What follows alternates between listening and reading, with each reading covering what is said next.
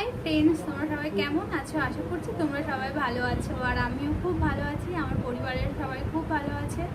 ভালো তো থাকতেই হবে, তোমাদের এত ভালোবাসা আর সাপোর্টের জন্যই আমি এত ভালো আছি। তো আর টাইটেল আর থাম্বনেল থেকে নিশ্চয়ই বুঝতেই পেরে গেছো যে আজকের ভিডিওটা কী নিয়ে। তো তো চলো ভিডিওটা শুরু করা যাক। তো আর ব্যাগের কালেকশনের মতনই আমার বাবার বাড়িতে কিছু ব্যাগ আছে আর আমার শ্বশুর বাড়িতে কিছু ব্যাগ আছে। তো শাড়ির কালেকশনটাও এরকম, এখানে কিছু শাড়ি আছে আর আমার শ্বশুর বাড়িতে কিছু শাড়ি আছে। তো বাবার বাড়িতে যেগুলো আছে তো সেগুলোই আমি তোমাদেরকে দেখাচ্ছি, আর পার্ট 2 করে আমি শ্বশুরবাড়ির শাড়িগুলো তোমাদেরকে একদিন দেখাবো, যেদিন আমি ওখানে যাব। তো আমি কিছুদিন পরেই শ্বশুরবাড়ি চলে যাব, তো তাই এখানে যা যা আছে সেগুলো তোমাদেরকে আমি দেখিয়ে দিচ্ছি। তো আমার সেরকম বেশি শাড়ির কালেকশন নেই। আমার 3 ইয়ার্স বিয়ে হয়েছে ঠিকই, বাট আমি শাড়ি সেরকম বেশি কিনি না। পুজো অকেশানে যেগুলো নিতে হয় সেটুকুই আমি শাড়ি নিই, আদার্স টাইমে আমি শাড়ি সেরকম কিনি না। কারণ আমি শাড়ি পরতে ভালোবাসি ঠিকই, বাট শাড়ি পরে আমি বেশিক্ষণ থাকতে পারি না, আমার খুব গরম লাগে। তারপর আমার এখন মেয়ে হয়ে গেছে, তো ওকে কোলে নিতে হয় বলে আমি সেরকম শাড়ি পরে থাকতে পারি না। তো আমার শাশুড়ি মাও সেরকম প্রেশার দেয় না যে তোমাকে শাড়ি পরতে হবে, শাড়ি ছাড়া তুমি আর আদার্স কিছু করতে পারবে না। তো আমাকে আমার মা বলেছে, মানে আমার শাশুড়ি মাই আমাকে বলেছে তুমি সব কিছুই করতে পারো। তো তোমার সাথে একটা কথা শেয়ার করি এটা নিয়ে পরে। তো আমার বিয়ের পরের দিন, মানে যেদিন বিদায়, তো সেদিন আমার এক্সাম ছিল। তো আমি শ্বশুরবাড়ি গিয়েই আমার এক্সাম দিতে গিয়েছিলাম। তো সেদিন আমি জিন্স আর কুর্তি পরেই এক্সাম দিতে গিয়েছিলাম, তাও কুর্তি পরে গিয়েছিলাম, অন্য কিছু পরে যায়নি। যাই হোক, ওটা দেখেই ওটা দেখেই আমার শাশুড়ি মাকে একজন বলেছিল যে কেমন বউ, হ্যাঁ বিয়ের পরের দিনে এসে জিন্স আর কুর্তি পরে কলেজ চলে যাচ্ছে। তো আমার শাশুড়িমা সেদিন তাকে বলেছিল নাকি যে ও এমন তো কিছু খারাপ কিছু করেনি যে ওকে দেখে সেটা খারাপ লাগছে। আদার্স কেউ কিছুই কোনো কমেন্ট করেনি, বাট কিছু মানুষ থাকে যাদের খারাপ না লাগলেও তাদের খারাপ লাগে, মানে কমেন্ট করা যাদের অভ্যাস থাকে সেরকম কিছু মানুষ। তো আমাকে একদিন মা কথা বলতে বলতে আমাকে একদিন বলছিল যে এমনি একজন বলছিল এরকম কথা। তো সেদিনই আমার মা আমাকে বলেছিল, মানে শাশুড়ি মাই আমাকে বলেছিল যে সব কিছুই করবে, বাট এমন কিছু করো না যেটা পরে তোমার নিজের খারাপ লাগে। তো তারপর থেকে আমি সব কিছুই পড়ি, যেটুকু নিজের কমফোর্টেবল মনে হয় তো আমি সেগুলোই পড়ি। মা বলে কি বেশি শাড়ি পরার দরকার নেই, তো শাড়ি পরে যখন তুমি বেশিক্ষণ থাকতে পারো না, তো তুমি চুড়িদার বা আদার্স তুমি যা পারো তুমি সেটাই পরো। শাড়ি কেনাও হয় না আর শাড়ি সেরকম বেশি পরাও হয় না। তো চলো আর বেশি কথা না বলে তো আমার কালেকশন তোমাদেরকে দেখিয়ে দিই। এখন কালেকশনটা দিয়ে শুরু করবো বুঝতে পারছি না, কিছু শাড়ি আছে, বাট আমার বিয়ে শাড়ি দিয়ে প্রথমে শুরু করি। তো আমার বিয়ে বেনারসিটাই তোমাদেরকে দেখাচ্ছি। তো আমার বিয়ের বেনারসিটাই তোমাদের ফার্স্টে আমি দেখাই। চলো, যেটা আমার বিয়ের বেনারসি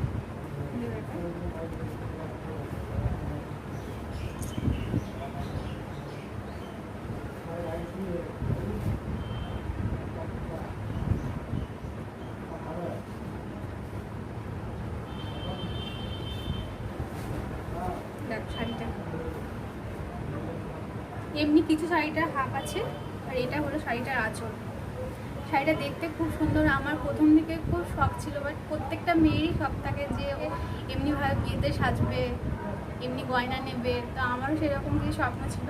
তো আমারও রেড আর গ্রিন কালারের বেনারসি পরবো, এটাই আমার প্রথম থেকেই ইচ্ছা ছিল। আমি যখন বাজারে শাড়ি কিনতে যাই তখন আমি অনেক দোকান ঘুরেছিলাম। তো আমি এই শাড়িটা নিয়েছি প্রিয় গোপাল মিশরি থেকে। তো দেখে নাও শাড়িটার পাটলু পাল্লি শাড়ি কি বলে, পাটলু পাল্লি না পাটলি পাল্লু শাড়ি যেন ঠিক বুঝতে পারছি না। তো যাই হোক, তোমরা কমেন্টে লিখে জানিও।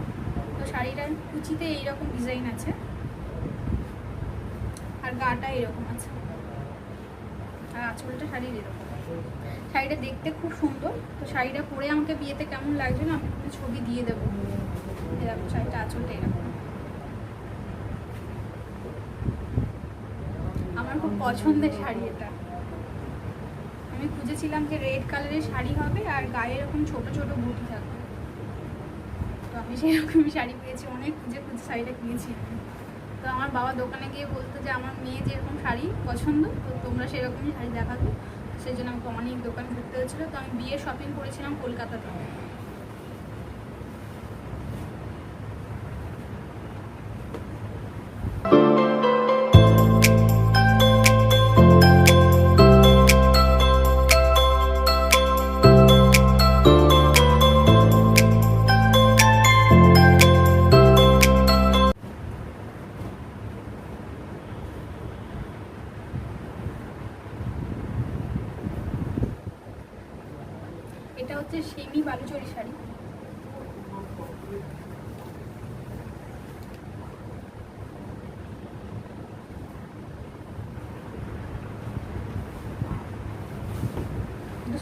পুরোই খুলে গেল দেখাতে। যাই হোক পরে আবার গুছিয়ে নেবো। এটা হচ্ছে শাড়িটার আঁচলটা। এই শাড়িটাও খুব সুন্দর। এটা আমাকে আমার বাবার বাড়ি থেকে সাদে আমাকে দিয়েছিল, 9 মাসের সাদের সময় আমাকে এই শাড়িটা দিয়েছিল। আর বডিটা এরকম শাড়িটা।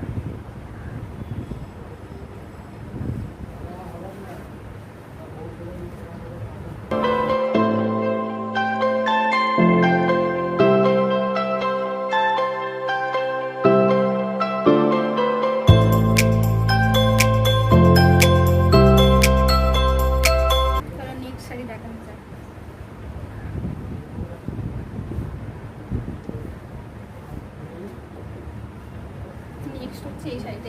এই শাড়িটা খুব গর্জাস শাড়িটা আমার বিয়ের আগে আমাকে বাবা পুজোর সময় পছন্দ করে কিনে দিয়েছিল।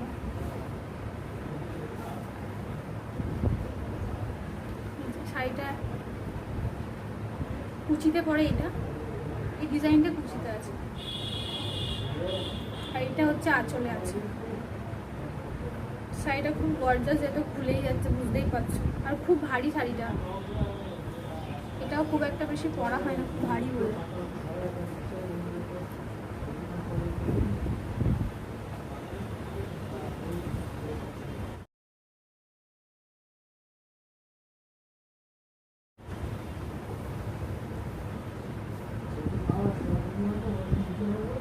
এটা দেখে নিশ্চয়ই বুঝতে পারছো, এটা তাঁতের শাড়ি। এই শাড়িটার কালারটা খুব মিষ্টি, একটা পিঙ্ক কালারের শাড়ি, নিচে একটা বেগুনি কালারের এরকম পাড় আছে। এটা প্লেন এরকম তাঁতের শাড়ি। তো আমার বিয়ের পরে আমার একটা তাঁতের শাড়ি ছিল না, তো আমি মাকে বলেছিলাম যে আমাকে যদি কিছু দাও তো আমাকে একটা তাঁতের শাড়ি দেবে। মা বিয়ের পরে পুজোতে একটা তাঁতের শাড়ি দিয়েছিল, আর একটা শাড়ি দিয়েছিল সঙ্গে।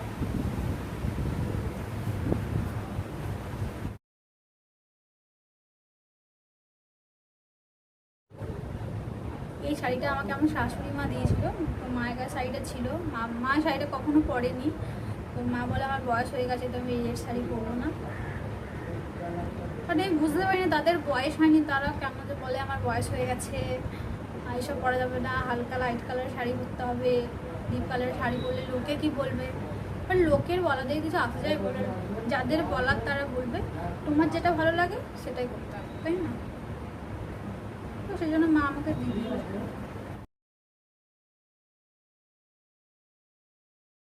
তো নেক্সট শাড়ি দেখাই। এই শাড়িটা আমার খুব প্রিয় একটা শাড়ি। তো শাড়িটা চলো খুলে আগে দেখাই তোমাদের শাড়িটা কেমন।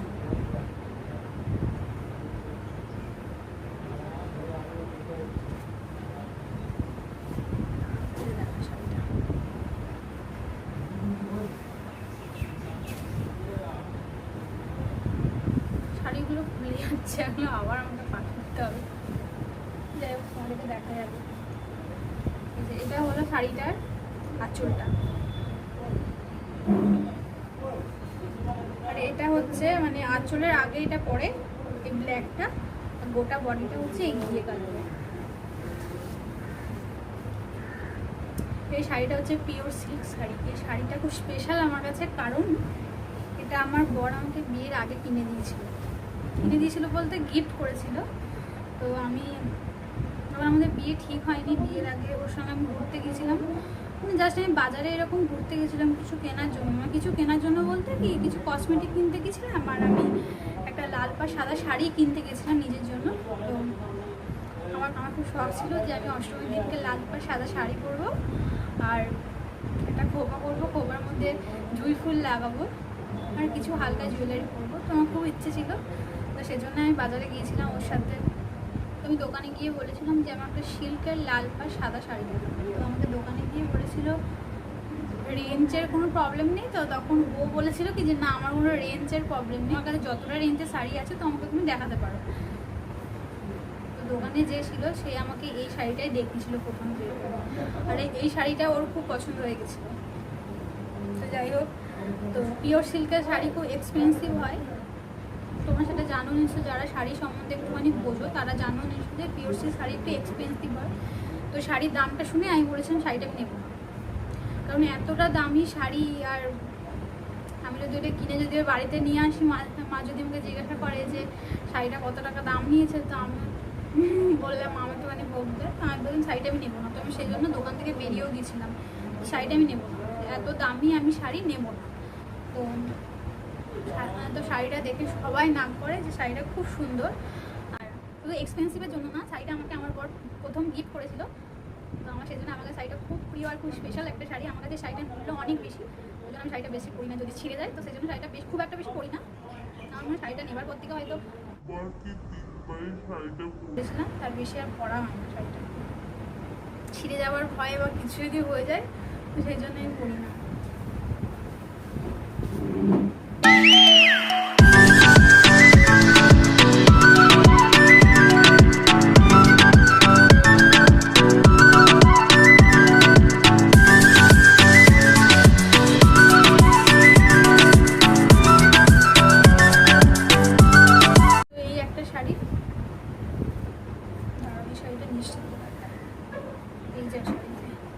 এই শাড়িটা আমি যখন নিয়েছিলাম, আমি এটা শাড়িটা বিয়ের আগেই আমি নিয়েছিলাম। শাড়িটা যখন নিয়েছিলাম তখন এই শাড়িগুলো খুব উঠেছিল মার্কেটে, তো আমার খুব পছন্দ হয়েছে শাড়িটা, তখন আমি নিয়েছিলাম।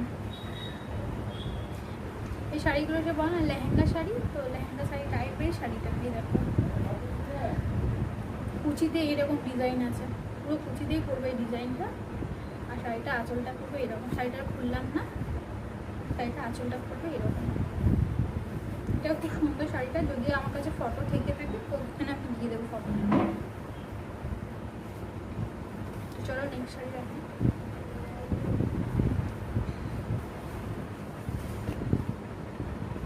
নেক্সট হচ্ছে এটা একটা হ্যান্ডলুম শাড়ি।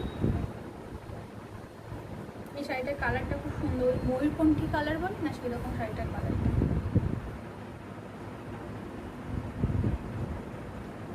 এটা হচ্ছে আঁচলে পরে, আর গোটা বডিটা এরকম কালার, খুব সুন্দর শাড়িটা। এটা আমার মেয়ের বার্থডেতেও পরেছিলাম, তোমরা নিশ্চয়ই দেখেছি শাড়িটা। এটা আমি বিয়েতে একজন গিফট করেছিল শাড়িটা আমাকে, আমার শাড়িটা খুব পছন্দ হয়েছিল বলে আমি শাড়িটা তখন দিয়ে শাড়িটা পরা হয়েছে অনেকবার প্রায়।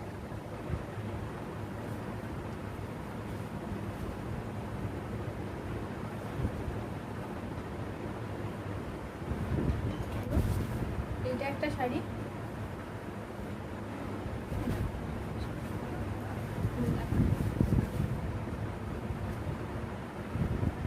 গোটা বডিটা এরকম, আঁচলটা হচ্ছে এরকম, খুব গ্লেজি টাইপের শাড়িটা। শাড়িটা খুব সুন্দর। এই শাড়িটা আমি মুম্বাই থেকে কিনেছিলাম এই বছর পুজোতে, না আগের বছর পুজোতে আমি কিনেছিলাম শাড়িটা। শাড়িটার নাম হচ্ছে সাউথ ইন্ডিয়ান সিল্ক। এই শাড়িগুলো ওয়েস্ট বেঙ্গলের ঠিক খুব একটা বেশি পাওয়া যায় না, আমার চোখে তো কোনোদিন পড়েনি, মনে হয় খুব একটা এগুলো এখানে চলে না। তো এটা মুম্বাই থেকে আমি কিনেছিলাম, আমার বর পছন্দ শাড়িটা। তো এই শাড়িটা দেখতে কেমন তোমরা আমাকে কমেন্ট বক্সে লিখে আমাকে জানিও।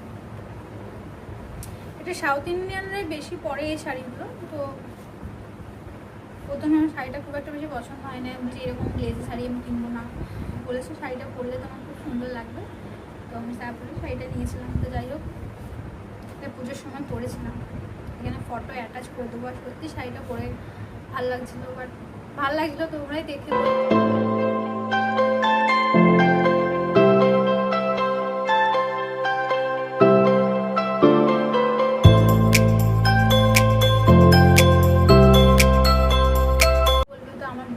শাড়িটা পরে তোমার খুব সুন্দর লাগছে, দেখে বলো তোমার কেমন লাগছে শাড়িটা।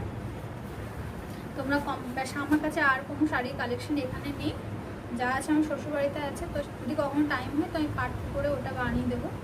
তো তোমরা আমাকে জানিও যে আমার শাড়ির কালেকশন তোমার কেমন লাগলো। তো আজকের ভিডিওটা এইটুকুই।